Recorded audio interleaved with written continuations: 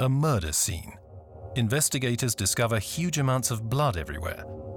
The blood of the victim, but possibly of the criminal as well.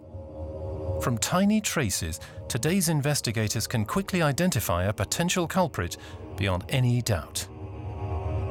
It's only possible when DNA evidence in the test tube is amplified billions of times over. The essential feature for DNA amplification is an enzyme that can be found in all cells, including our own. The DNA polymerase. It's a diligent copying machine.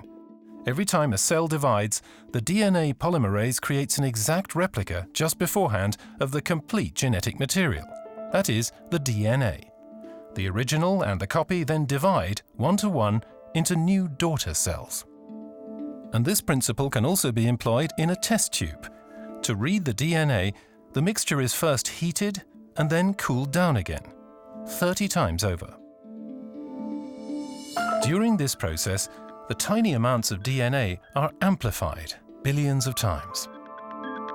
It's a real chain reaction, and that's how it got its name, the polymerase chain reaction, or PCR for short. It forms the basis for research into genetic diseases, ancestry, or even forensics. But PCR also has its weak points. You can compare the polymerase chain reaction with an old photocopier, because lots and lots of single steps are needed before the complete DNA ends up being amplified. What the pioneering researcher Margarita Salas is saying is that if we compare PCR with copying technology, it's a bit like an old photocopier from the 1970s. Instead of making copies of all the genetic material, it can only produce copies of one single page. And even within that page, the text starts getting harder to read. After about 1,000 letters, it's virtually illegible.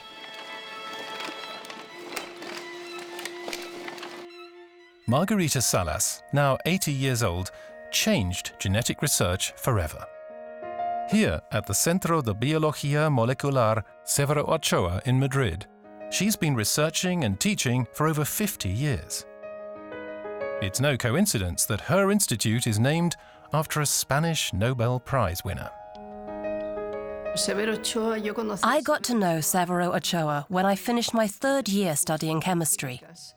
At that time, I heard one of his lectures and I was fascinated. That was even before I studied biochemistry. He promised that once he returned to New York, he would send me a biochemistry book. And that's just what happened. He sent me this book here, General Biochemistry, with his own personal dedication to me. With this book, Severo Ochoa ignited Margarita Salas' passion for biochemistry. Ochoa would go on to win a Nobel Prize shortly afterwards.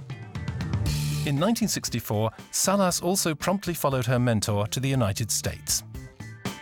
It was an exciting time, because just 10 years earlier, the structure of DNA had been discovered. Suddenly, everything seemed possible, including unlocking the secret of life itself. In 1967, Margarita Salas brought genetics back home. In Madrid, she and her husband established the first professorship of genetics in Spain.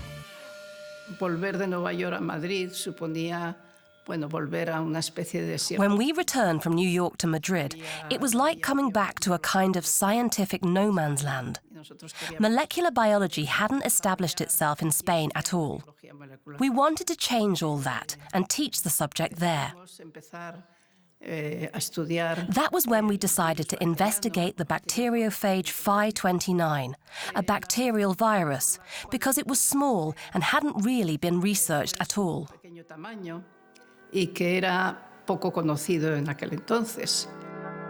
Salas devoted all her energy to researching the bacteriophage Phi-29. The virus is harmless to humans.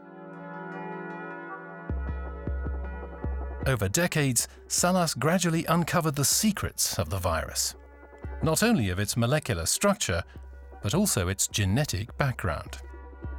and Salas suddenly found herself fascinated by one of its 20 genes, because she realized that the virus had its own DNA polymerase.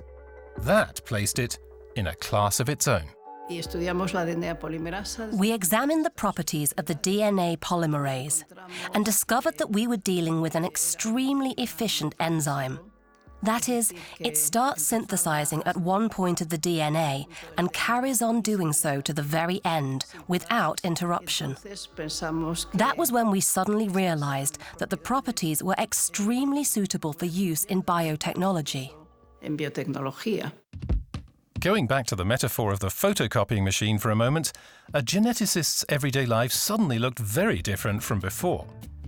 DNA amplification was far more efficient now, thanks to the copier known as Phi-29 Polymerase Deluxe.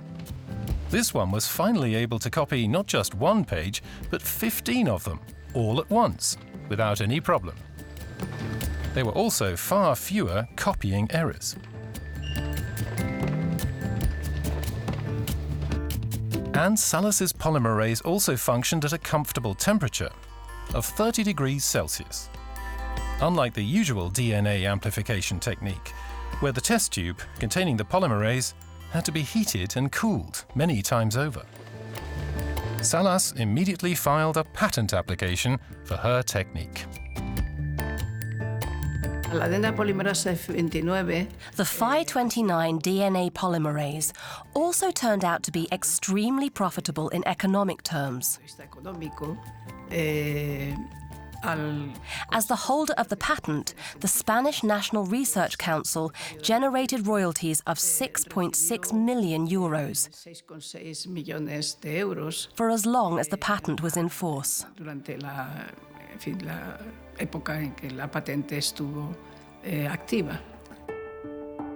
All the income from Salas's patents goes to the Spanish National Research Council and also flows into her work, because today she is still passing her knowledge on to the next generation of researchers. They're all working together with her on a future that began a whole 50 years ago, when a biochemistry textbook just happened to end up in the right hands.